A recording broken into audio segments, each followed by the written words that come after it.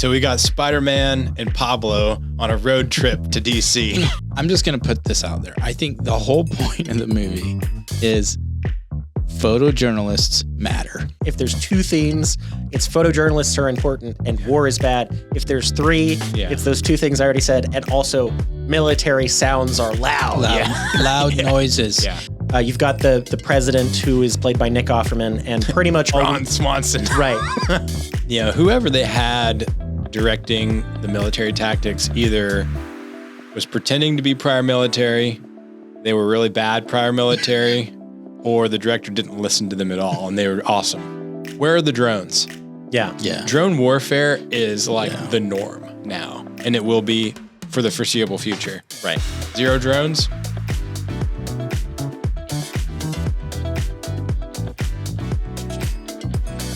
Hello, and welcome to the Pop Culture Contrarian podcast with Thomas, Sterling, and Andrew. Hello. Hey, guys. Today we have something a little bit more fun for you guys. We just went and saw a movie in theaters, the A24's Civil War movie, starring, I guess, if you're picking one star, Kirsten Dunst. Yeah, we're going to share our thoughts with you, let you know what we think about the film. So, Andrew, you want to just kind of outline the basic structure of the film real quick? Sure. So it's a modern day civil war in North America, fictional. In the United States, yeah. Yeah. And it follows a crew of journalists, and I believe they say that they work for Reuters. Yep. As they are documenting the push of rebel forces towards Washington, because the premise is that the federal government has kind of been taken over by the president. Yeah, he's kind of seized power. He's like a third term kind of thing. Fictional third term president who's taken over, and the Western forces, there's an alliance of Texas and California, which is kind of hilarious. It is. And that's, so when we say Western forces, that means Texas and California are somehow friends. And then there's like this Florida alliance. So there's a few different factions, but these Western forces, however they're aligned, are moving in concert towards Washington to try and take over DC, basically. And so these journalists want to get to the president first and do interview with him, and they're embedded and they're war journalists. And so it follows them on their road trip basically to DC. Okay. Yeah. I think that's and the kind of thing they really want to do is they want to get to the president first so that they can interview him and take some pictures. Yeah. It's pretty much the whole story, and it's just showing you how that happens. Yeah, the journey there. Yeah. So Thomas, there was a few kind of surprising things, I think, in that little synopsis. If you haven't seen the movie, you want to just comment on what were the things in this movie that most kind of had you, I don't know, pulling your hair, like what the heck is happening? If you had to just pick a couple. I think it's intentionally, because it's a war movie. This happens in a lot of war movies. They're trying to capture this element of chaos. So there is a sense throughout the entirety of the movie where you're pretty confused as to, one, why the war is even happening. It's not real clear. There's mention of this guy's like a dictator, like Muammar Gaddafi or like Ceausescu or somebody, and he's disbanded the FBI, right? And then the two things mentioned that are like bad about him was that he disbanded the FBI and he's a third term. Yeah. That's about and civilian airstrikes. Airstrikes against Americans, I think, is what they say, which I wasn't sure if that meant civilians or if it meant the Western forces. Who knows? That wasn't clear. It was intentionally vague. Yeah. So in that point, I don't necessarily have a problem with what he's doing, although usually if you're doing this fictional kind of scenario of a civil war, you probably want to give the audience a little bit more perspective. It's almost like, I think what the reason they didn't, because obviously it's the United States and we're in a very politically polarized time, and they don't want to pick a side. And that was pretty evident. Although in a lot of ways, I think they did kind of hint that they are on the director and these folks, they're on the left. Yeah. Alex Garland. Yeah.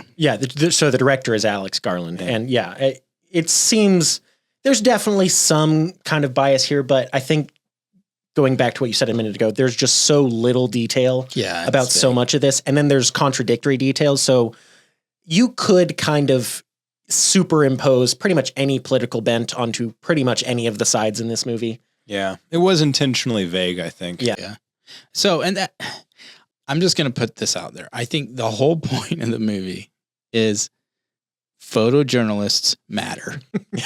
Yeah. I agree. That's what I walked away with. That was basically the point of the movie. Yeah. It doesn't tell you why they matter. Yeah.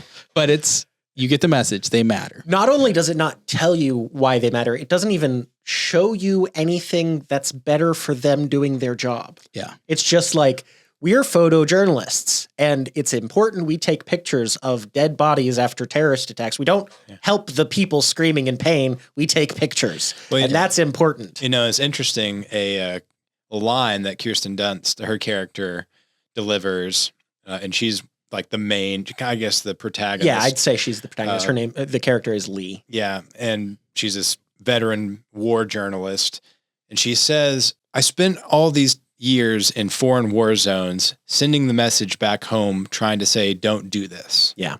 And meaning don't do war. Don't do war. Yeah. And that's a takeaway from, like, I think it's the war is bad. Yeah, I think if there's one theme, it's photojournalists are important. If there's two themes, it's photojournalists are important and war is bad. If there's three, it's those two things I already said, and also military sounds are loud. Loud noises. Yeah. I would have to say that second theme is Hollywood has been doing that one so long it's become a cliche in my war mind. Is bad. Yes. It's like, how many of these bad war movies do we have to have? It's not going to stop war. So on that front, it's like they're going for, I felt like in a lot of ways they were going for these shock value. Mm-hmm. And I think that's why they use the high, loud noises, because nothing probably made you jump more than a sudden loud bang. Mm-hmm. Yeah. Like, I'll verify when I'm actually with, my family or my buddies out shooting and someone next to me fires a gun, I don't jump. I don't flinch. I'm like, yep, that's a gunshot. But in this movie, every single time I was flinching because I was like, is someone shooting at me? What's happening? Yeah, it was pretty intense. But to your earlier point, Thomas, the whole war is bad thing, it never actually shows that the journalists are preventing it in any way. Mm-hmm. Or accomplishing anything beyond Lee taking pictures. Herself says, why did I send these messages home? But yet they continue because they are so important. Mm-hmm. Yeah. It's kind of, when we did Barbie, we talked about how it was kind of a muddled messaging on some of the stuff. Yeah. There was some stuff wasn't as clear. Now I would argue Barbie was a clearer storyline than this one was, but there were some themes that they kind of repeatedly hit on. War's bad is obviously one of them. Yeah. But one of the themes that I think, and this is the one that I think made me feel like there was a little more of a left bias from at least the movie producer and director and stuff in this, was a repeated kind of issue of either comments or even depictions of people not wanting to get involved in the fight. Yeah. Either almost, and it's not just not wanting to get involved, it's like denying that it's even happening. Yeah. I thought that was kind of interesting how that was repeatedly played throughout this movie. Like, at least a couple of the journalists talk about their parents who are hiding on their farms at home, pretending it's not happening. Right. Or the small town where they just have a bunch of dudes with guns, which, side note, that's actually a really good commentary on guns are good. Right. Because it's protecting this beautiful little Mayberry town that nothing bad's happening because the guys are there with guns. Yeah. Yeah, that's a good point. Going back a little bit, just to outline, there's not tons of characters in this movie. You've got the president, who is played by Nick Offerman, and pretty much Ron Swanson. Right. And pretty much all we get from him are propaganda speeches, and then he has one quote at the very end of the movie, and that's it. And then there's just four other characters. There's a few others, but really it's just about these four. You've got Lee, who's played by Kirsten Dunst, who is this, as we've said, kind of numb war photographer who's seen everything and doesn't let anything touch her anymore. You've got this kind of her adrenaline junkie friend whose name, the only name I learned in the movie was Lee. Yeah. So her adrenaline junkie friend, who's more of an interviewer, where she's more of a photojournalist. This young girl who wants to be just like Lee and be the war photographer just like her, who tags along kind of against Lee's better judgment. And then this older journalist played by Stephen Henderson, who is recognizable, but I can't tell you what else he's been in. Yeah. And so it's just these four on the road trip basically across the country. Yeah. Lee's adrenaline junkie partner is Wagner Mora. Yeah, that's the actor's name. And I think he plays Pablo Escobar in The Netflix series. the Netflix series. Yeah. Yeah. So we got Spider-Man and Pablo on a road trip to DC. Right. Or Mary Jane. Anyhow. I mean, yeah. It kind of was, I had three kind of elements, or it was not a novel film, put it that way. This is, and to be fair, anyone who's doing a war movie, it's not novel, right? Right. But there was clearly a lot of, I think, Kubrick vibes to it. You can tell that there was some inspiration there. I mean, I was seeing stuff that was like, he's trying to pull from Full Metal Jacket here.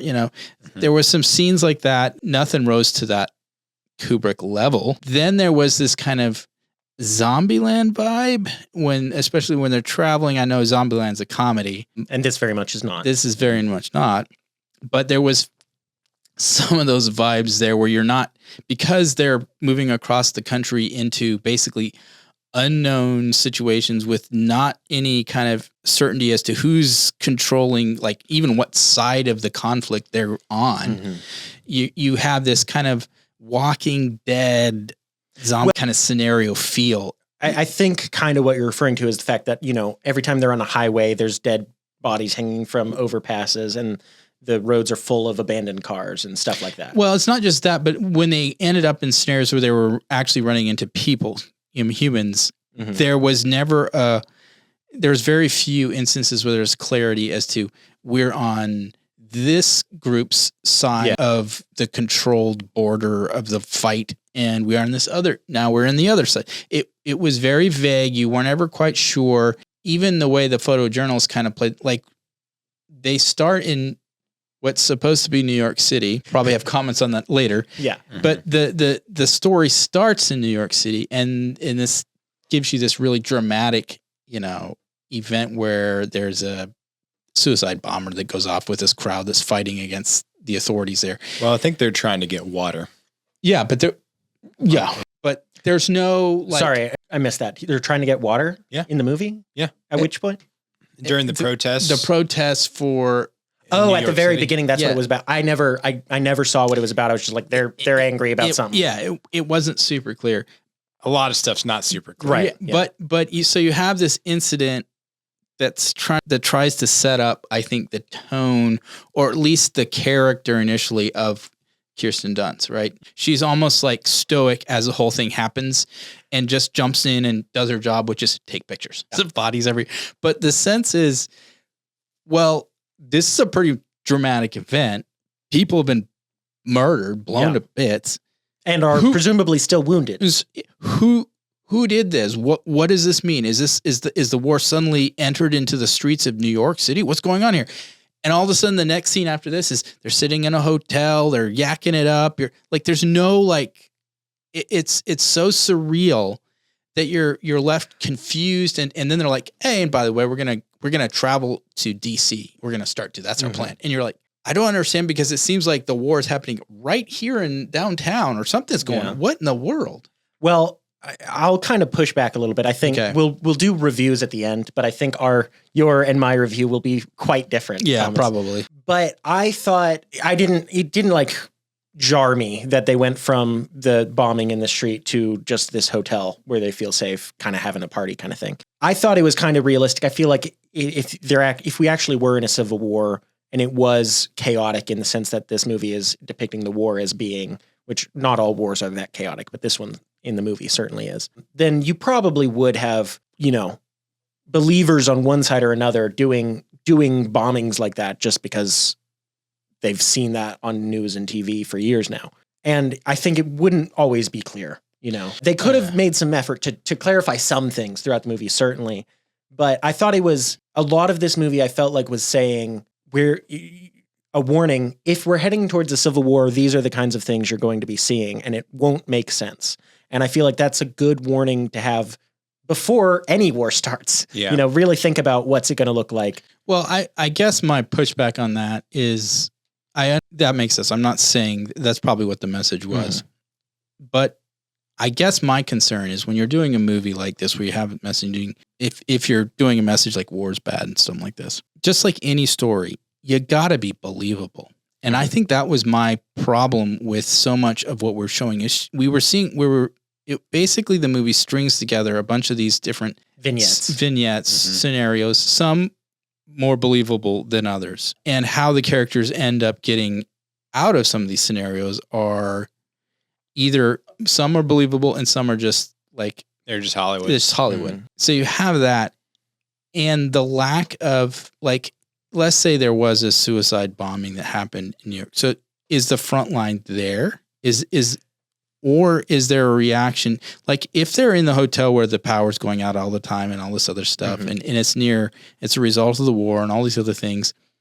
Okay, yeah, that's believable in certain scenarios. I mean, but even like I want to say that probably part of the inspiration for this, and this is because I'm saying Kubrick with his Vietnam movie Full Metal Jacket. Yes, Vietnam was kind of like chaotic at times and hectic at times, especially like the Tet Offensive, where it seemed like all of a sudden, enemy was popping up everywhere, and it became chaotic even like in Saigon and stuff. You can kind of depict that, but there was a sense in which this movie was trying to do that, but then it would only take it so far, and then it would shut it off because it needed to move to the next plot point. And instead of making it more cohesive, it made it like, for example, okay, these photojournalists, they're taking pictures of this war.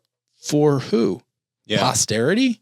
Yeah, that's. I think yes. I think the answer is posterity. I mean, is this not their country? That was the other thing I felt was interesting. It was almost like none of them have any strong feelings about anything that's happening one way or another beyond it's bad when people die. Right, but then their excuse for this is, well, we have to be all about the facts or something like this. Like we have to be dispassionate journalists, which is kind of hilarious given the climate of journalism in this country that we see today. Let's talk about that for a second, because I think that's something we all noticed pretty early in this movie, that journalists are depicted as these paragons of virtue who really know better than everyone else, what the horrors of war are and kind of what you should be doing instead.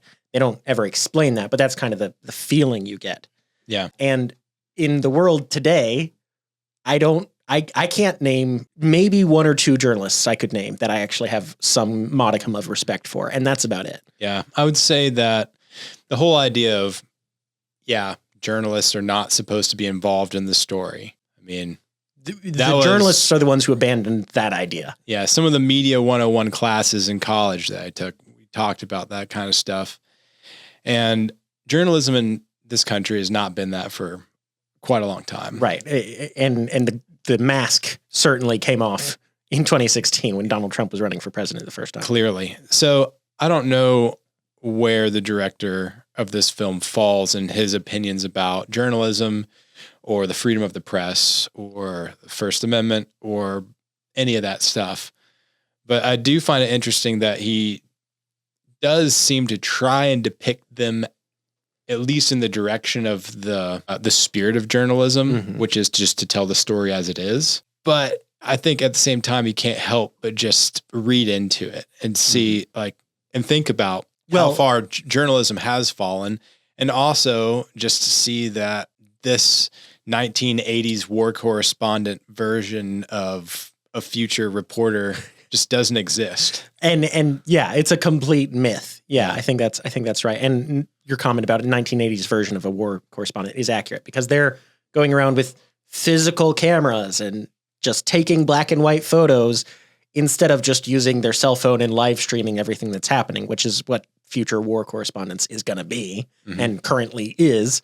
And the only nod of an explanation we get towards that is a throwaway line at one point where the young hotshot reporter says, you can't get a signal on your phone, but I can still use it for this other thing that she's doing. And that's it. That's the only explanation in the entire movie for why cell phones aren't happening. We don't know why all the cell towers went down. We don't know any of it. But any future war in the next few decades is going to be reported on everyone's cell phone. Yeah. War photojournalists will have nothing to do. Well, I don't know if this was the director's intent or not, but there is the irony of the photojournalist, while espousing this kind of dispassionate, we don't pick or choose sides. We're just here to report for posterity, basically cover it for history. They clearly have biases or views.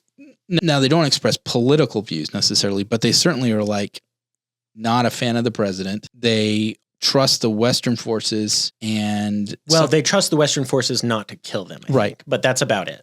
I guess you could say that. And the one group that they won't trust is, I guess, it was so confusing. Government.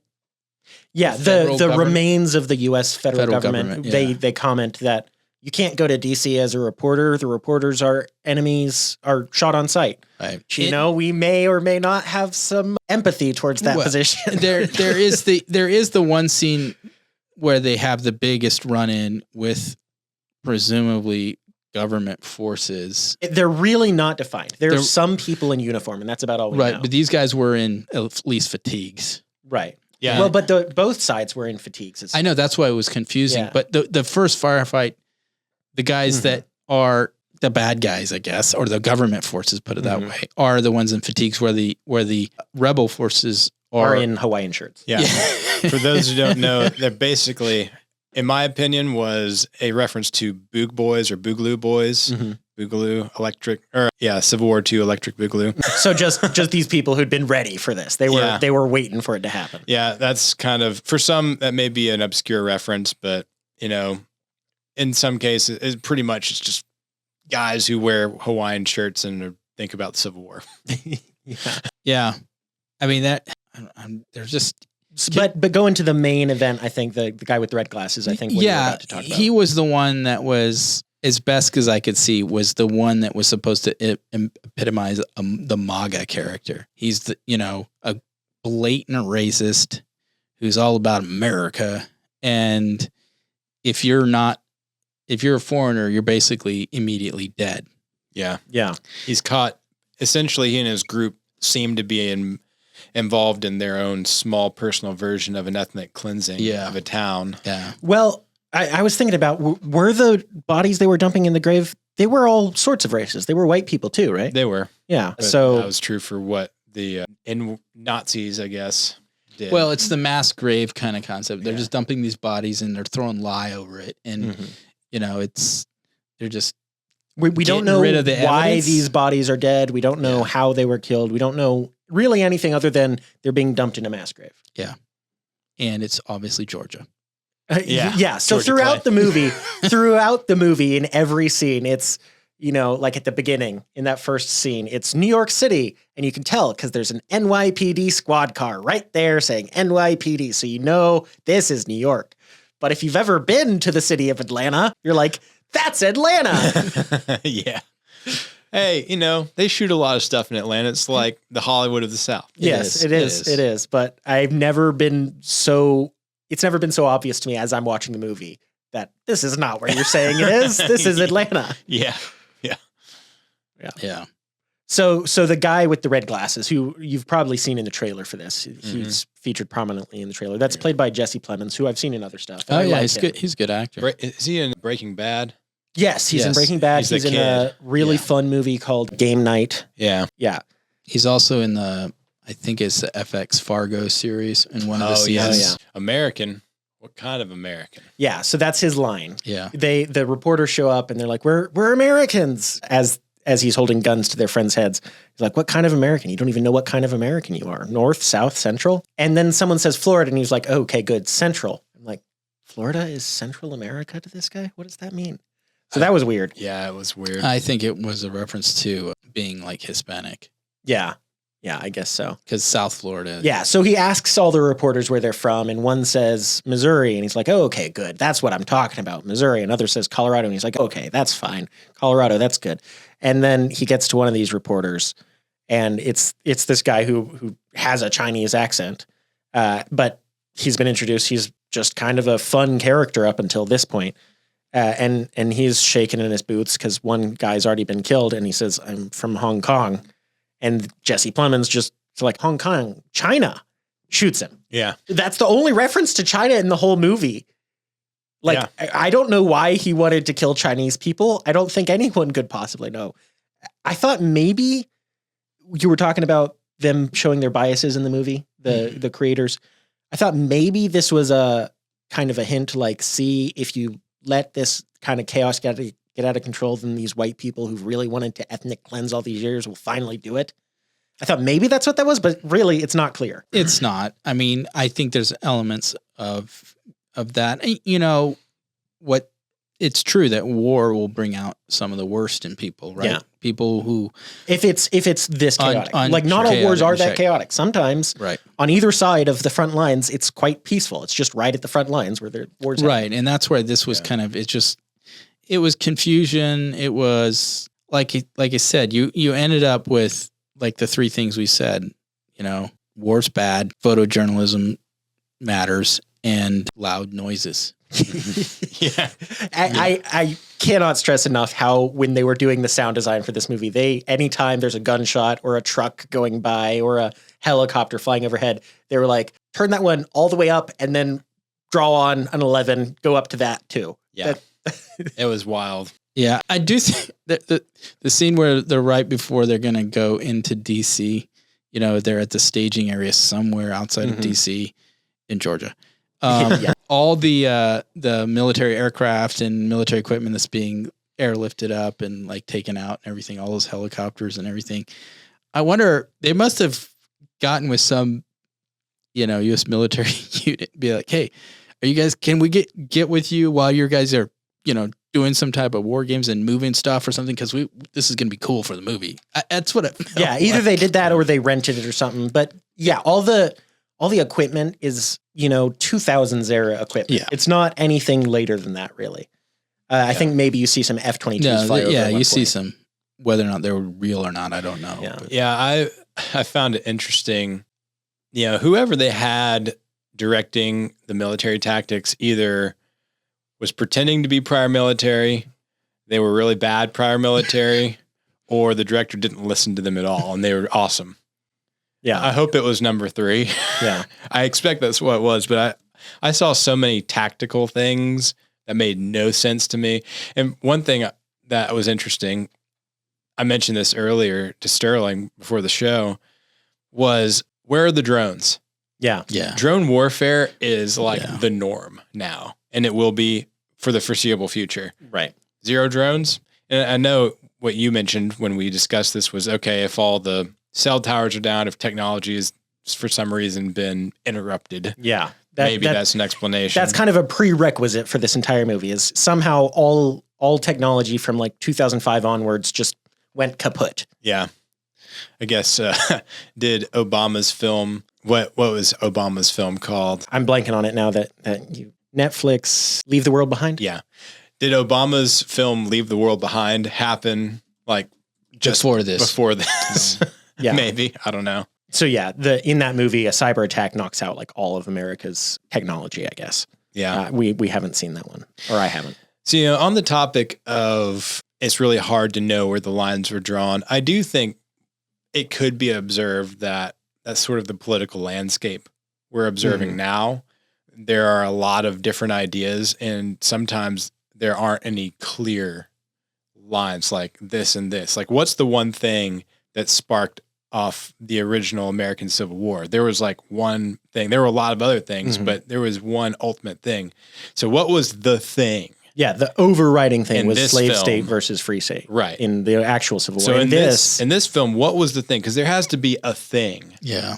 Otherwise, it's just like factions of I don't think with overlap, and where does it actually go? Yeah, it didn't matter though. I think it was clear in this film that what may have caused this doesn't matter. That's not what the point of the movie was. It wasn't delving into that. Like, I think initially I was thinking Civil War, this is going to be something kind of like maybe prescient or something, you know, about how they're viewing our political landscape unfolding. Yeah, I was definitely hoping for some kind of thoughtful extrapolation from where we are today. Right. And that is not what you get here. Well, I really wondered too, even at the beginning of the film, because there's live footage of BLM riots, some of which I saw pretty much the day it was happening online. You know, I recognized so much of this footage from BLM riots. And then there are comments throughout the movie. For example, Kirsten Dunst's character, Lee, is questioned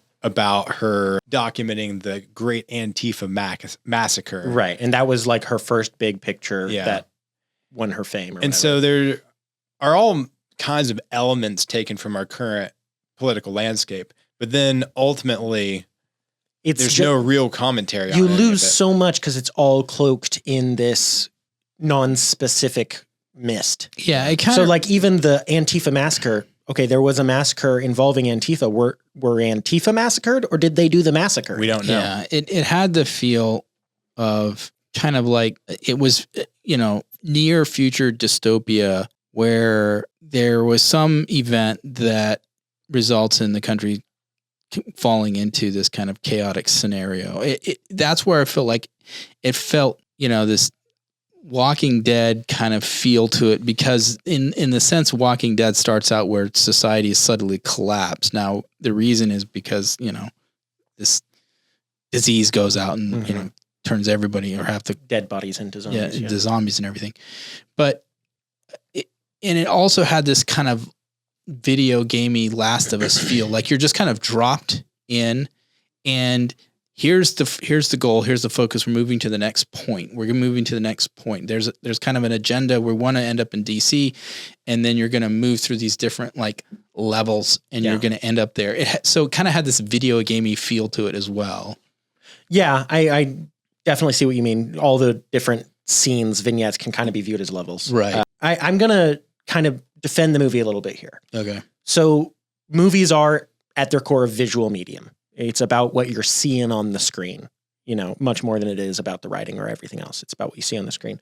I think this movie, it had an idea of what would look good on a screen, and that's a civil war in the midst of America. So you're in all these ordinary American sites, you know, driving down the highway, passing gas stations and McDonald's and stuff, and there's war going on. And that was kind of the core of it. And then they were like, how do we explore that? And they were like, a team of journalists is trying to get to DC. And so it was like, as a conceit for telling the story, that was kind of a clever way to get into it, I think. And then I think the visuals were striking. You know, there's a scene with a helicopter down in front of a mall, in a mall parking lot. And that's just like, yeah, you know, that'd be a scary thing to see. You'd remember that. And so I do think this movie is going to be viewed successfully by the public. I think it will probably win some awards. I don't know if it'll make lots of money, but I think it'll probably win some awards just for the visual aspect of it and the kind of visual storytelling, which I call it visual storytelling, but it's visual non-storytelling kind of. Yeah. I don't know. Like I said, it's not novel enough in my opinion. I think I felt like I've seen almost every one of those scenes in the movie in TV shows about some type of apocalyptic event in America. And so that's where I feel like it doesn't feel that it feels like I've seen it before in that sense. And so, I mean, almost like World War Z, that had elements of this too. I mean, you're just referencing all these zombie stories. And I think the thing that shares in common is that society has broken down. And so you're seeing all these places that are supposed to be safe places and they're now dangerous places. I think that's kind of the theme you're picking up on. That may have to do with Garland. You know, he was involved in 28 Days Later. Right. And, you know, maybe that's a good point. He's looking at scenarios where it's kind of like, okay, let's take a modern first world country and let's break it. And then let's kind of imagine what it's like broken, and we'll play out the story within, you know, the certain parameters we create for it. So it feels kind of like that, but there's a lot of inconsistencies in it. And I think that's the thing that makes it harder to believe, is like, if it's really broken, like a war happens, how does it break? How is it going to be consistently broken in certain ways and not necessarily in other ways, or more dramatic here, less dramatic here? That is where it was too fuzzy. It was too fuzzy to make it seem believable. Yeah, there's too many specific details that imply a whole host of things that are not followed up on. Yeah. So like, for example, in one scene, they're bartering for gasoline, which, you know, okay, seems reasonable that gasoline might be kind of more rare. Yeah. But the reporter's like, I have 300. How much will that get me? And the guy at the gas station's like, that'll get you a ham sandwich, lady. Mhm. And she's like, 300 Canadian. And he's like, oh, well then, have all the gas you want. Yeah. And that just made me laugh because the implications of the US dollar being worthless and Canadian dollars still being valuable are globally catastrophic. Yeah. Yeah. Like the world is a different place if I have to assume that. Yeah. That was like Handmaid's Tale stuff. Right. In the Handmaid's Tale, Canada's the place to go. Oh, is it? Oh, really? For a safe harbor for people trying to escape North America. Okay. I didn't know that. So I wonder, maybe you borrowed that. Yeah. So there's we've kind of talked about a lot of little specific things that kind of made us scratch our heads. But let's talk about, Thomas, this might be tough for you, but let's all say what our favorite part of the movie was. And then you can mention a least favorite part as well if you like. So Andrew, you want to start? Favorite part of the movie, I think it was probably the Boog Boys, but not for the reasons that it was, not because it was good, but just because I'm like, I see you pulling this little obscure meme Reddit forum stuff and putting it on the big screen. And it was just interesting that they were doing It was that. like, I know that niche. Yeah, it's this weird niche that a lot of people don't know about. And I imagine many people who watched it may still not even know about it. Well, it didn't occur to me when I was watching. No, right. I spotted it when weird, obscure thing that I, in my weird things that I know about, a sense of understanding. But ultimately, that scene had so many problems with it tactically that I hated it. So is this scene your answer for both questions? Yes. Okay. Well, yes and no. But yeah, I'd say so because like earlier, Thomas described the high ground. Yeah, at the end of the scene, you finally realize that they actually have a small technical with an M240 on top of it, where they could have just rolled that guy around the corner and lit the whole Fed line up. But instead, they just decided to dive behind little stupid barriers. Yeah, it's just so incredibly unclear, the whole movie. Was that there the whole time? Did they only just pull it up? If so, why not show us some of that? Yeah, it's weird. So the only reason that's my favorite scene is because of a weird niche meme / Reddit thing. Okay. All right. You're talking about my special interest. I like it. Yeah. Yeah. All right, Thomas. And I know this is tough, but what part did you actually like or like the most? It is pretty tough. I enjoyed seeing the Georgia countryside. Yeah. That was actually kind of, I don't know. I mean, it looked nice. The trees. I liked the trees. The flowers. Especially they were pretty. when they were on Yeah. fire. I know. I mean, it was, let's see. I mean, This is like what you say when your friend has just done a play and invited you to it, and you're trying to find something nice to say. I know. It's, let's see. Was there anything I really enjoyed about it? I think there was a couple dialogue quips that were kind of funny. Hey, don't steal my thunder here. I won't take it from you then. But then because I can relate, I'll just give this one. When she was actually using real film to develop her shots. Oh yeah, the I young took- reporter. I took film class in high school and college actually too. And we developed our own black and white film. And so I could kind of relate to That's that. cool. I think anytime you're in a movie and there's photojournalists, someone's using black and white film. Yeah. That's just, that going in. But I do think it's cool when someone has developed a specific skill, just kind of seeing that on screen. Yeah. That is neat. It's kind of fun. Yeah. So was there one scene that particularly just drove you nuts? Let me think. I don't know if I'm just going to pick this one. There was a lot of them, but this one, when they go into the town, they go to the town and the town is like, They've been through all these war-torn regions, and then, Right. as Andrew said, it's like Mayberry. Yeah. yeah, it's basically, like Mayberry. It's your typical small southern town. Mhm. Flowers blooming. And they, they're kind of like, this is so weird. Everybody's like, there's no war happening. And, they go said, did we go through a time portal? Yeah, I and think that was the they line. go into this little store, and I don't understand. They're trying to make this like, here's people who are basically ignoring the fact that the war's going on, and these photojournalists are effectively offended by it. Yeah. And then there's a scene where I guess it's to humanize them or humanize Kirsten Dunst's character, but she decides to put this dress on and Because the young reporter suggests encourages her to do it. she should do it. And, it's like just getting in touch with humanity once again, I guess is the idea. But I would have to say it's that one, and then at the very end, which I guess was spoiler anyway. Yeah, But I don't think when her, Kirsten Dunst's character sacrifices herself for the. Oh yeah. I think that was the most obvious thing that was going to happen, and most annoying because it was so obvious. Because you're like, of course, and the fact that here are these photojournalists on the front line being like pulled in and out between bullets whizzing by, like by the veterans in combat. So like these guys are shooting guns, they're covering one another, and they're also, I've got a hand on the journalist, so the journalist doesn't get hurt here. Right. That was kind of weird. Yeah, that I guess that the journalists being supposedly so embedded in with the troops, and yet at the same time not getting hit except for the very end. It just that was maybe the most over the top element. Yeah.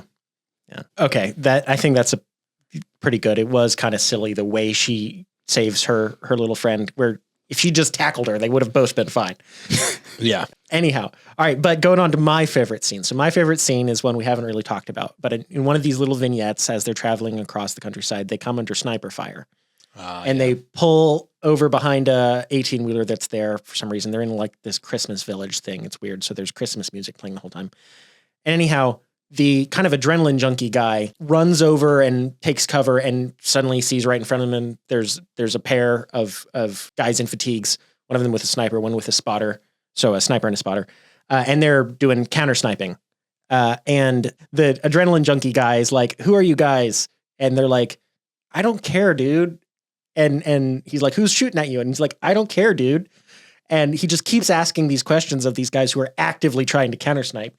And eventually I'm going to say it, and maybe this will get us a strike, but it's a line from the movie. The spotter turns to the adrenaline junkie guy and he's like, "Oh, I get it. You're retarded." And so he turns to the little girl, the young girl journalist, and he says, "Who's over there in the building that they're being sniped at from?" And she says, "Someone shooting?"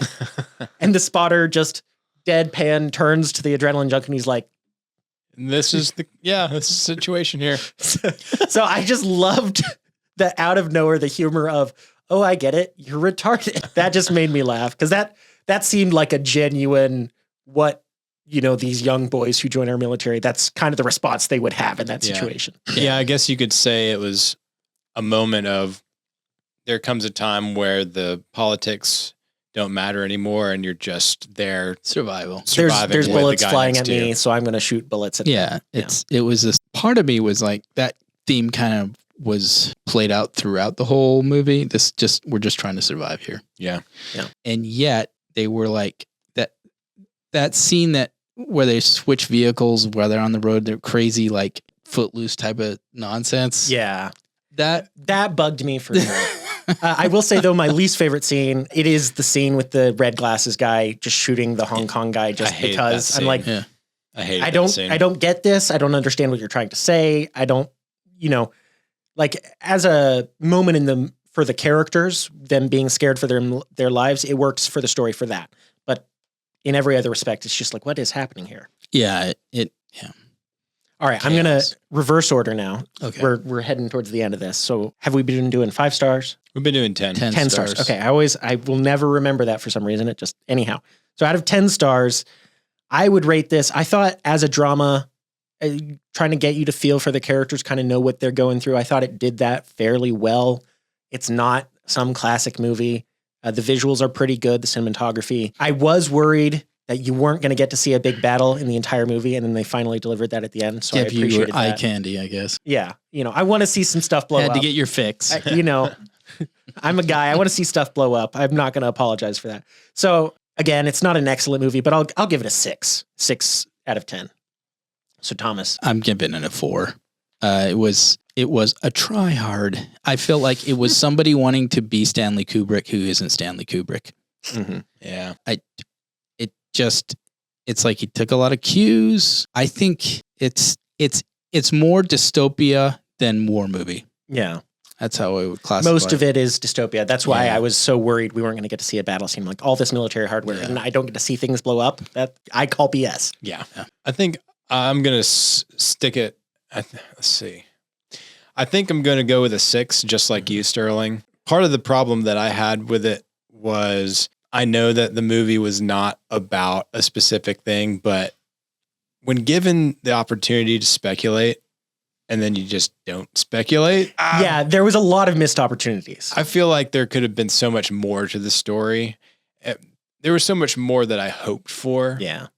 And whether that exploration was anything I agreed with or not, doesn't really matter. You know, I was missing a lot of substance that I hoped to see. Yeah. Yeah, it was very like that.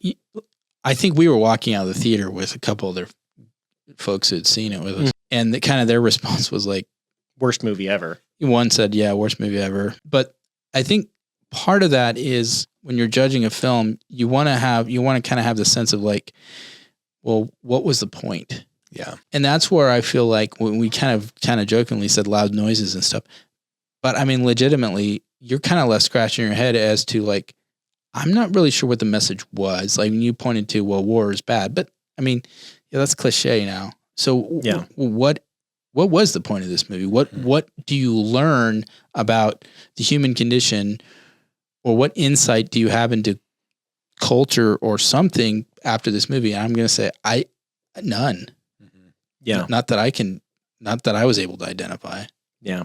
That I want to dive in on those comments, but I'm not gonna, because we need to wrap up. Yeah. So I guess our average is what, a 5.5 stars for this movie, which is not spectacular. But I think if the concept interests you, if you saw the trailer and you're like, yeah, maybe I'll go see that. And if you kind of like dramatic storytelling, I think you might enjoy this. I wouldn't say it's a skip at all costs or anything. And it doesn't have any objectionable woke stuff really in it. There's no trans people. There's no mention of sexuality of any kind, really. Yeah, that's true. So, I think it's a watchable movie. That's where I would categorize it. Sure. Yeah, watchable. All right. Unless you'll have any last comments. No. Okay. That's it. This has been the Pop Culture Contrarian podcast with Thomas, Sterling, and Andrew. We're brought to you by The Patriot Post, which is the oldest conservative news digest on the web. It's right. It's free. Be sure to like and subscribe. Bye. Bye. See ya.